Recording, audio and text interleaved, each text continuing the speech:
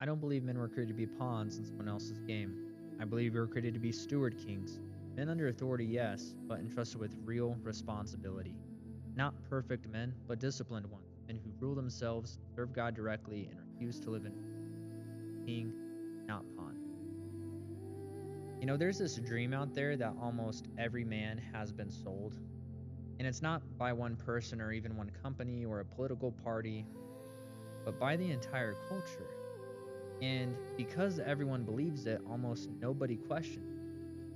The dream goes a little something like this. Work hard enough so life becomes easy. Make enough money so you don't have any problem. Find the right relationship so that you're never lonely. Build enough security so nothing can ever hurt you. Get comfortable, stay comfortable, protect your comfort, expand your comfort. If you can do all that, you've won. At least that's what we're told, but there's a problem with that. Jesus never taught comfort, not once. There's this strange gospel of modern Christianity that started to come out, if we're being honest. Much of modern Christianity sounds more like a self-help seminar than the gospel. Come to Jesus and your life will improve. Come to Jesus and you'll be happier. Come to Jesus and everything will work out. Now, certainly there are blessings that come from walking with God. I'm not going to deny that. There's peace, there's joy, there's hope. But those things are not the same as comfort. In fact, when Jesus described following him, he used words that most churches rarely talk about. Cross, sacrifice, persecution, suffering, endurance. Those aren't comfortable words. So let's talk about the soldier and the couch.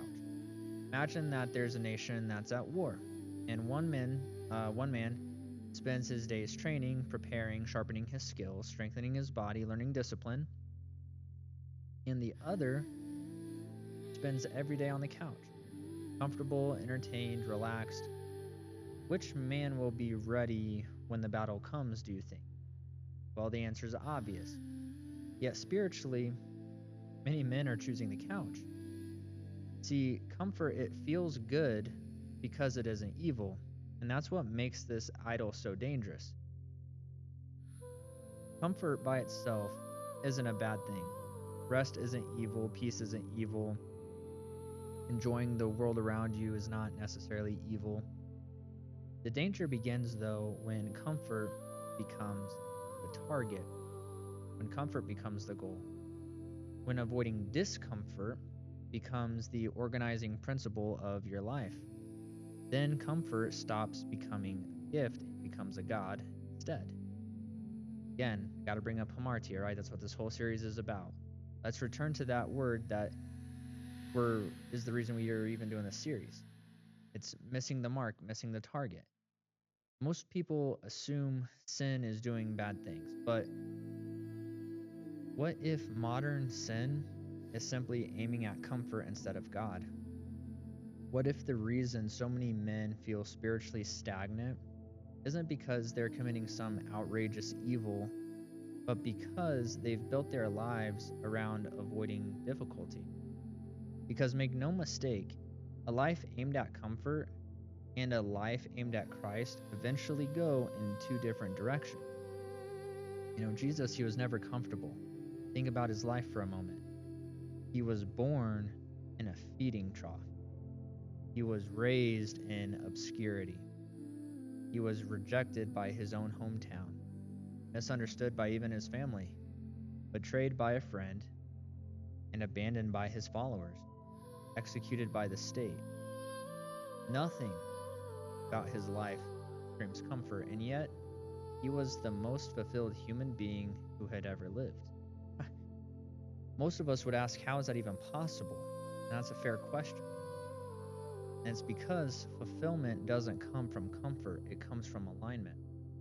And this is the lie that we all secretly kind of believe. Most men have this hidden belief. It usually sounds something like this. Once life settles down, then I'll really serve God. Once I make enough money, then I'll be generous. Once things become easier, then I'll focus on my calling. Once timing is right, then I'll eventually become the man I'm supposed to be. But what if the timing never becomes right? What if the waiting itself becomes the excuse? So, story time. Imagine a man who's sitting at the edge of a forest.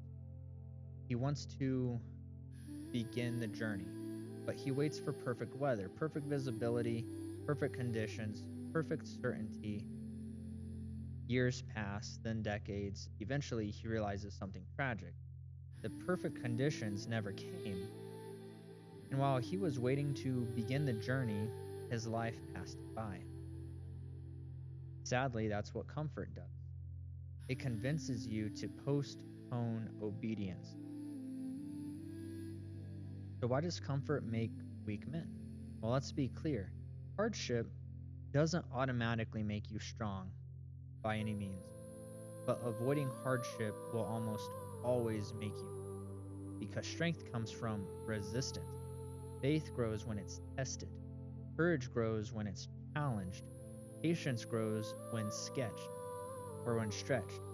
Discipline grows when it's required. Your character is going to grow under pressure. It's like lifting weights, okay? You don't build muscle by avoiding the weight, and you don't build character by avoiding discomfort. The cross changes everything, because this is where Christianity becomes radically different from the world.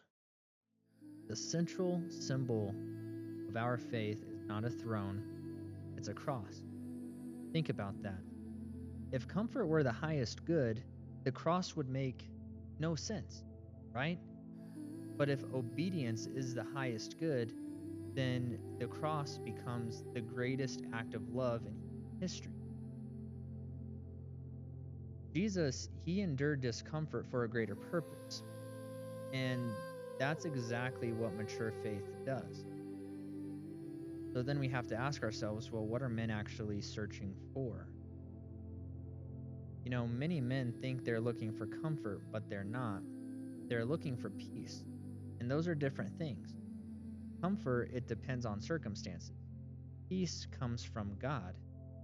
Comfort disappears once conditions change.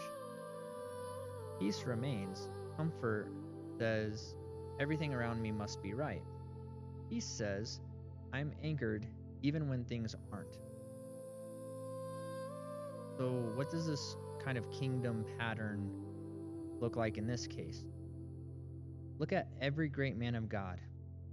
Joseph, he endured prison. David, he endured exile. Daniel endured captivity, and Paul endured beatings. The disciples, they endured persecution. None of them were comfortable, yet all of them were faithful. Why do you think that is? Well, I think it's because they understood something that modern men often forget. God is more concerned with who you're becoming rather than how comfortable you feel. Think of it like a forge. Steel becomes strong in fire, not in comfort, not in convenience, not in ease, but in fire. And here's the other thing, the fire doesn't destroy the steel, does it? It reveals it. And many of the difficulties in your life are doing the exact same thing. They're revealing who you are. They're exposing what you trust. They're showing what your life is actually aimed at. So what does bearing the image of God look like here? Well, bearing God's image does not mean pursuing suffering for suffering's sake. That's not the point. The point is refusing to make comfort your God. It means obeying when obedience is inconvenient. Serving is costly. Speaking truth when truth creates tension. Remaining faithful when faithfulness becomes difficult. That's exactly what Jesus did. And that's what we're called to do too. So here's a better question. Most men generally, they will ask some variance of, how can I make my life easier? The kingdom asks, how can I become more faithful? One aims at comfort, the other aims at God, and only one hits the mark. The world will tell you to build a comfortable life. Jesus will tell you to carry a cross. The world will tell you to avoid hardship. Jesus will tell you to follow him. The world will tell you that comfort is success. The kingdom will tell you that faithfulness is success. Comfort is a wonderful servant, but it is a terrible master. So don't aim your life at ease, aim your life at God, because the man who pursues comfort may gain convenience, but the man who pursues Christ gains something far greater. He becomes who he was created to be. The goal of your life is not to become comfortable. The goal of your life is to become more Christ-like, and those are rarely the same path.